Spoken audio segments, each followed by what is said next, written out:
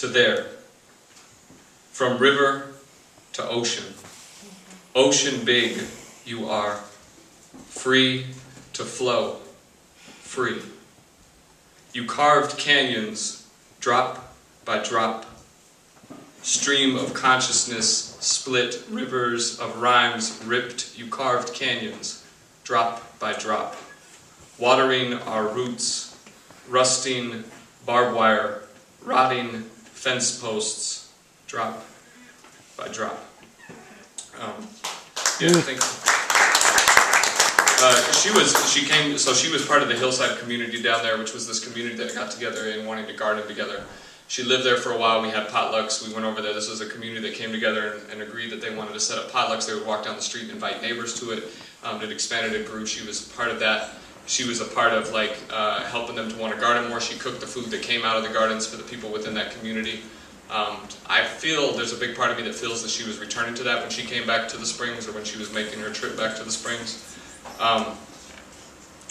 I had convinced her to come to the Springs originally years ago because I believed that the community support there is what she truly needed in a lot of ways. I believe that our Colorado support, our sense of community in a lot of ways, like what I experienced up here as well, is what she needed. And what she deserved, for how she was able to feed a community, that we had a responsibility to feed her as well, and that's what she was there doing.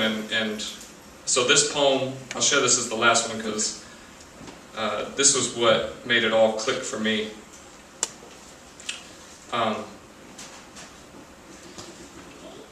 And I needed to process through why she was coming to the Springs. The article that Lauren wrote that's here, that's in the paper as well, says that she came back down to the Springs that next morning, was found, and I had to understand what was it about the Springs, or what was it about the need to come here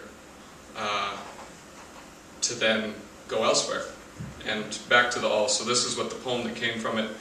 In this poem I speak to Garden of the Gods, I speak to the water. I brought also for the family a piece of the Garden of the Gods that I found there that I think is representative of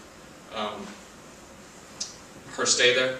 And I also brought back this homeless man had made me a sand dollar that he put a resin over and made into a necklace. So I brought that too to represent the two places that I believe through this poem that came to me,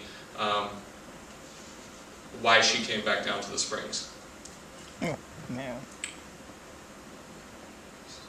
Light came from east to west to rest at Tava, first high mountain to greet the sun.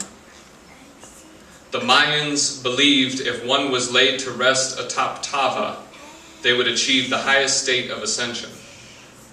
Tava, purple mountain majesty. Purple, a color intermediate between red and blue. Red, like the iron-stained sandstone in Garden of Gods, whose faults made stone stand tall. Beach became a wall, rose from sea to sky, where red blends with blue again. On June 8th, 2015, Her Majesty Natasha made a pilgrimage to this purple mountain. The morning of June 9th, Tava was the first high mountain to greet light.